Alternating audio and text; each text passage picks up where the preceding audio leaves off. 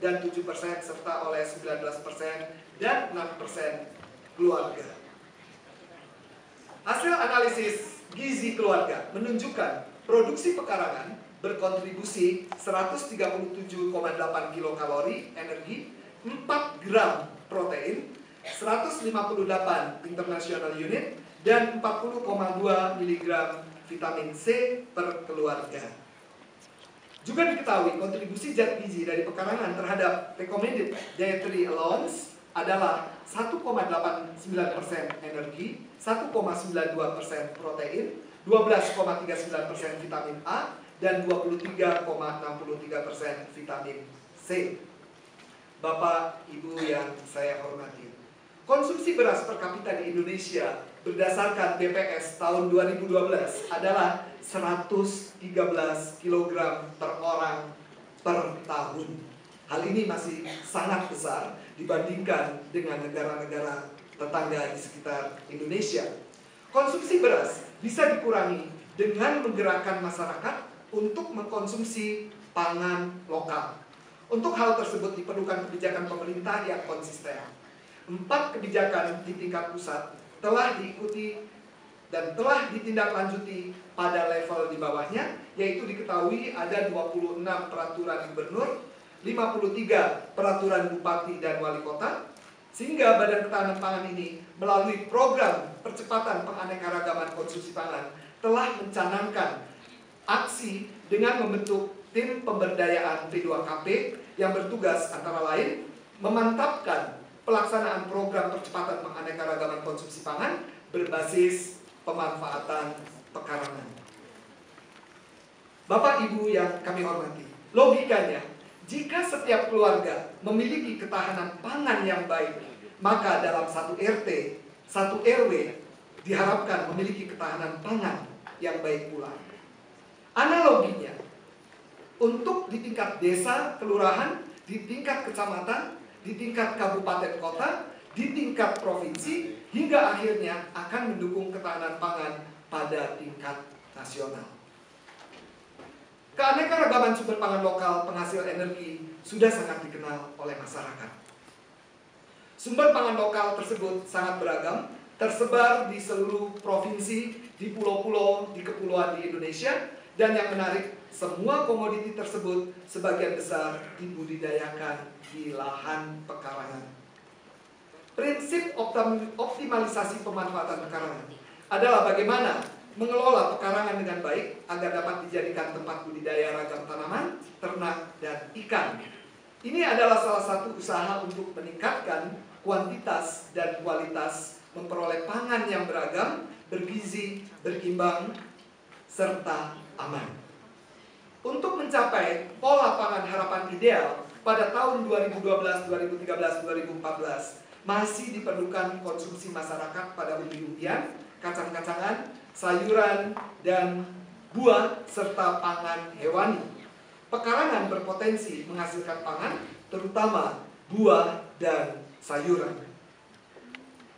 Model desa mandiri pangan dengan P2KP-nya memanfaatkan pekarangan dan produk pangan berbasis sumber daya lokal. Langkah operasional untuk upaya kebijakan ini adalah melakukan kampanye, sosialisasi, advokasi, dan promosi percepatan penganekaragaman konsumsi pangan yang beragam, bergizi, berimbang, dan aman berbasis sumber daya lokal.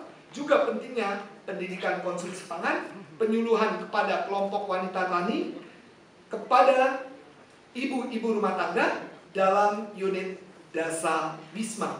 Dan kita lihat pada tabel ini, dimulai tahun 2010 telah diberikan bantuan 2.000 desa di Indonesia dengan dana 3 juta per pekarangan. Sampai dengan 2014, tiap tahun selalu meningkat baik jumlah desa maupun besar dana bantuannya. Tenaga penyuluh diperlukan untuk pendampingan bagi kelompok tani dan kelompok wanita tani karena keputusan akan didasarkan kepada mereka dan kebijakannya adalah bottom up. Sebagai penutup, Bapak, Ibu yang saya muliakan, keberlanjutan pekarangan perlu didukung oleh ketersediaan kebun bibit desa, penyuluhan, dan dukungan koperasi. Oleh karena itu, pekarangan perlu dikembangkan secara agregat dalam skala kampung, secara tata guna lahan yang terintegrasi.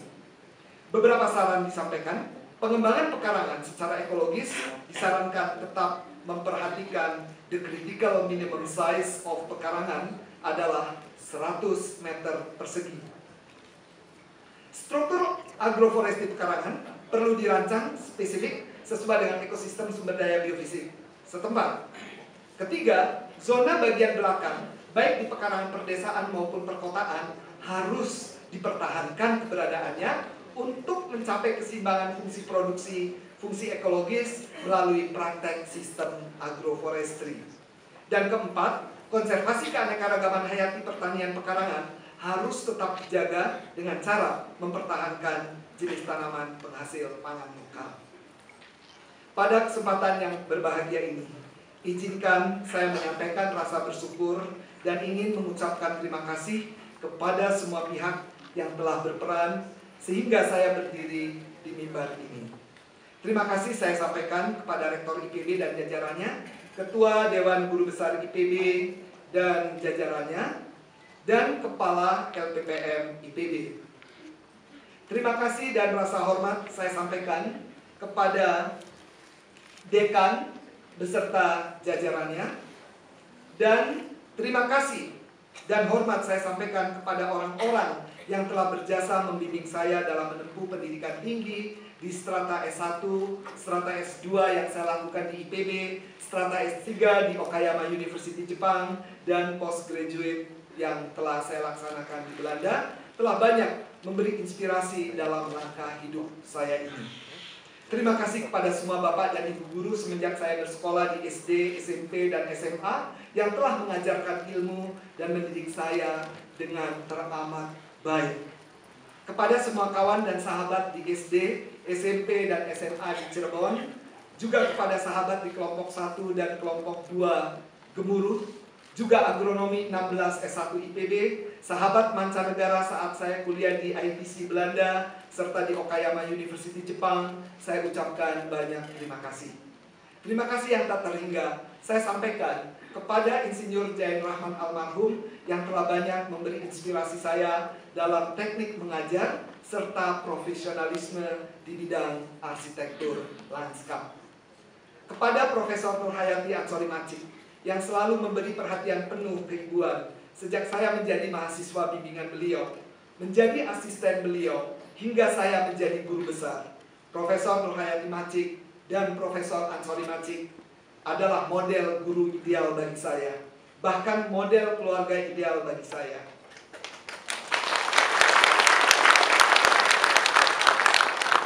Terima kasih yang tak terhingga saya sampaikan kepada beliau berdua. Terima kasih disampaikan kepada semua koleha dan sahabat-sahabat dosen di bagian manajemen lanskap, di Departemen Arsitektur Lanskap. Terima kasih pula kepada tenaga kependidikan di departemen, di fakultas, di IPB atas segala perhatian dan bantuannya. Sekali lagi kepada Dekan Fakultas Pertanian IPB dan Wakil Dekan, terima kasih saya sampaikan atas segala kerja kolegialnya. Dan kepada koleha di Senat Fakultas Pertanian, khususnya kepada Ketua Senat yang juga sekaligus menjadi Ketua Dewan Guru Besar IPB, juga kepada Sekretaris Dewan Guru Besar IPB, terima kasih yang sebesar-besarnya saya sampaikan. Terima kasih saya sampaikan kepada keluarga besar Profesor Sampurno Kadarsan almarhum. Juga terima kasih kepada keluarga besar Katayama Sensei. Kedua keluarga itu adalah keluarga angkat saya selama saya menempuh S1 dan saya menempuh S3 di Jepang.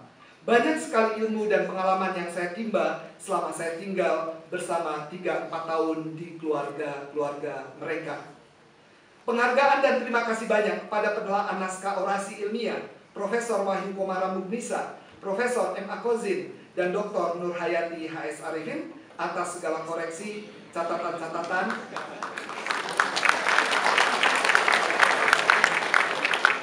Terima kasih banyak bekas pacar saya dalam penyempurnaan naskah orasi ini. Juga terima kasih kepada Profesor Sri Setiati Haryadi, Ibu Pekarangan di IPB, yang banyak mengkritik, kadang-kadang pedas, tapi kritiknya adalah kritik indah di dalam prosesi ini. Terima kasih Ibu Profesor Sri Setiati Handayani.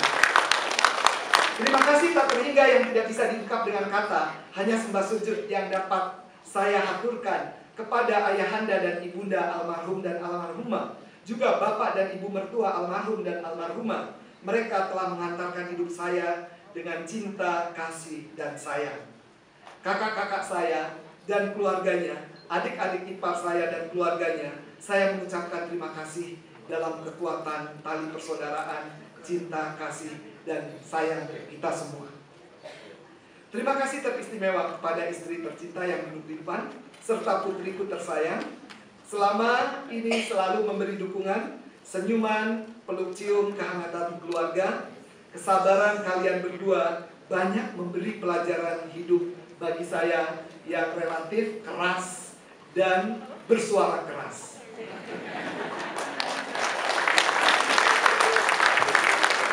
Akhirnya saya menyampaikan penghargaan yang tinggi kepada semua panitia penyelenggara orasi ilmiah guru besar ini, direktur serta semua staf di Direktorat Administrasi Pendidikan IPB.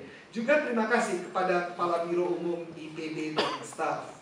Kepada semua mahasiswa bimbingan saya di program S1, S2, dan S3 tercinta, mudah-mudahan 22 bimbingan saya hari ini juga hadir. Terima kasih atas segala kekompakannya dalam diskusi di penelitian maupun di lapangan.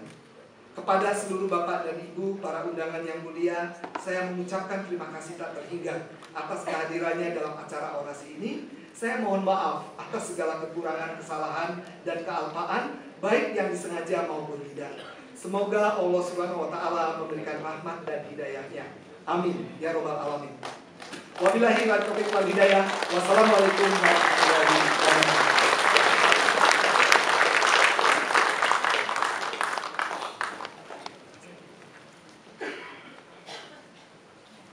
Lagu persembahan.